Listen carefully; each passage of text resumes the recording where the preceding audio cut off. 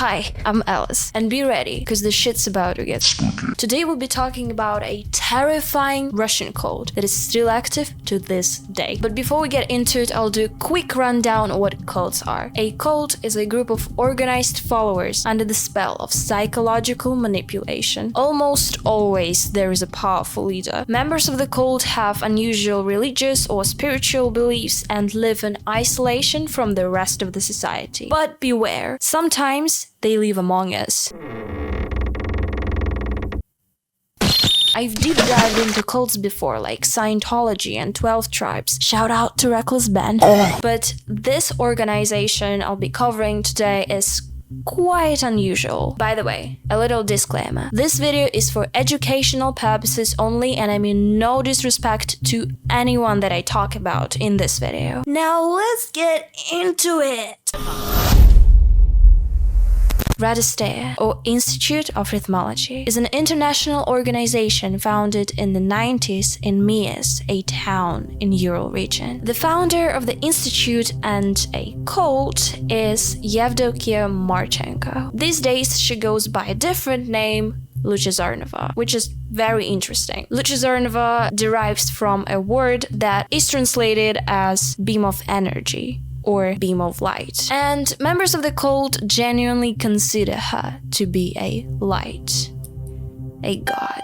Yevdokia lived a normal life. She was born in 1952 in this city, attended Ural State University, and got a degree in astronomy. Her website claims that she wrote 400 books about time or rhythmo-time. Beliefs that she promotes and the science of rhythmology promotes are pretty bizarre, not gonna lie. According to them, people have the ability to control time. We can make it go faster or we can slow it down. Depressions, anxieties, everything occurs due to the fact that time is not synchronized with life. As I said, it's fucking weird. And it gets even worse, knowing that every book that she wrote contains words, sentences, and paragraphs of meaningless gibberish. Maybe I just don't understand something. After all, I'm just a pathetic, filthy human being who's unable to comprehend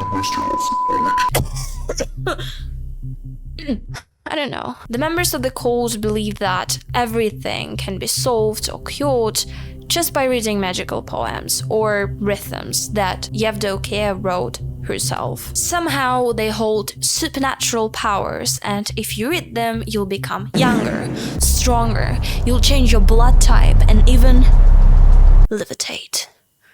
Rhythmologists also believe that your body is just a suit for your soul. This suit, your body, prevents you from reaching your true form. So basically you better just shed your body, your suit. That shit's fucking demonic, bro. And that's exactly why I wanted to make this video in the first place. Rhythmology cult has a rich history of its followers going broke, losing connections with their families and loved ones, undergoing mental and physical sufferings, and even losing their lives. But what causes all of this? Why do people believe? That's an interesting question. Rhythmology science says that rhythms present the simplest of answers to all of your problems. You don't need to do anything but to read the poems to feel happy. Rhythms are written and structured in a way that puts a reader in a trance-like state, in which they're somewhat disconnected from the outside world. Those people who are subjected to trance during cult gatherings and readings, they claim feeling euphoric and rejuvenated. So I get it, I get why people do that, because it makes them feel better. But to take part in such readings, every person has to buy a set of books, which are fucking expensive, and there are like 400 of them. The more books you get, the more enlightened you become, and the closer you get to reaching your true potential. And as you might have guessed already, this obsession with spending every penny on those books made many people broke. Now, before we get into the next part of the video, I'll put a few content warnings. In this next part, I'll be mentioning suicide attempts, and self-harm. So if you don't want to hear about any of those topics, feel free to skip. Here's a timestamp. One night, Alexander Filanov came home to find his wife bleeding on the floor. She tried to take her own life by cutting her wrists open. This must have been horrifying to witness in itself, but his wife did so while also chanting one of the poems. And here I quote Alexander's exact words about the incident. She started to think she shouldn't live in this world.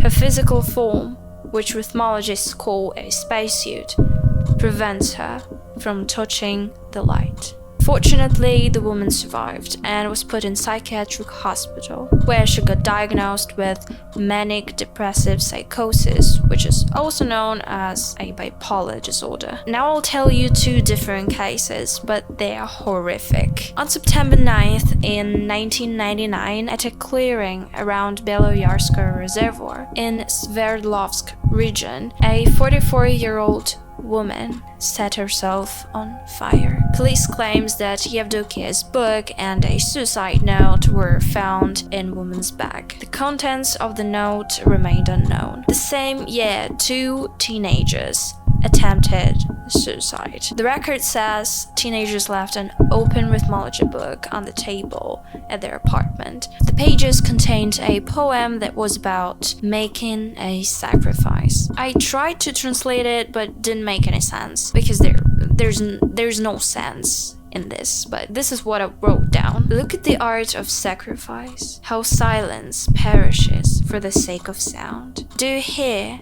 the light burning, coming to the altar of color? This is some cryptic dog bullshit, if you ask me. I hate this part so much. While reading about this, I had shivers going down my spine.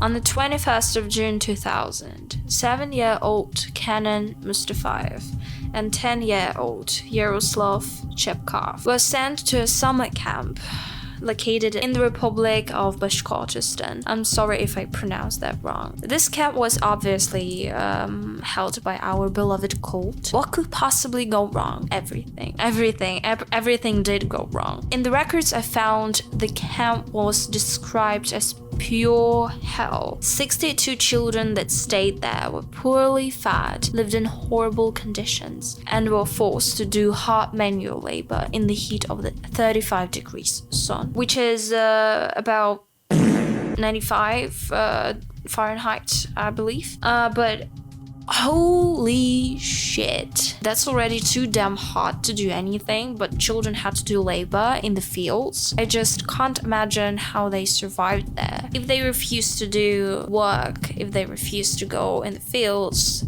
and do labor, they were not allowed to eat. All the shelves in the camp were filled with rhythmology books. Every evening, children had to read the poems, recite them, and learn this science of rhythmology. The camp was surrounded by forests and a river, so there was no service, no sane human being for miles. Kids were basically trapped there with no way out. After 3 weeks of hell, on July 13th, both Kenan and Yaroslav disappeared. Children supposedly went down to the river to swim, but that's just an assumption. Everything actually is an assumption. So nobody remembered what happened that day. Parents were told that some kind of a tornado took their children, and I'm not kidding. I found the exact words that the cult members told parents. Your children were taken by the vortex on the Devil's Day,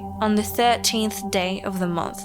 Be glad that it happened. This way, your children will repent each of their sins. They've shed their physical form. The next day, on July 14th, now 60 children were sent home, and all the documents, all the registries were burned.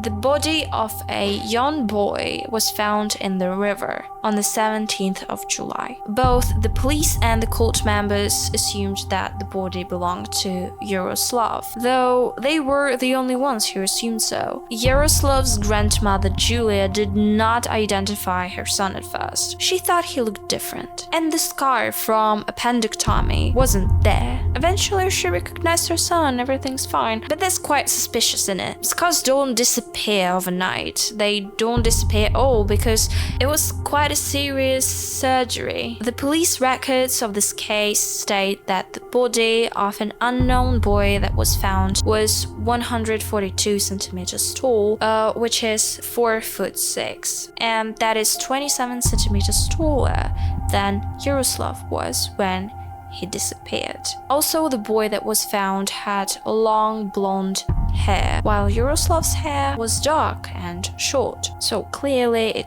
couldn't have been Yaroslav. It seemed weird to me that Julia identified the body despite all the differences in appearance, which she obviously saw, and I found out that rhythmology cult got to her. I think what this cult did is it completely destroyed or altered her identity. After the incident, she became a whole nother person. She moved in with the cult. She started to share their beliefs. I think that explains why she identified the body, because she was told so. But still, there is one question. Where is Yaroslav and another boy, Cannon, whose body was never found? This very question victims' families have been asking for a long time, and they still didn't get any answers, and I doubt they ever will. I know I didn't cover everything here. This cult has a lot more to it. It's really very interesting and weird and fucking scary as hell. So if you want me to make a second part, I'll do so. I get all in, I get all dirty, and I hope to see you on another scary ride. Now cheers.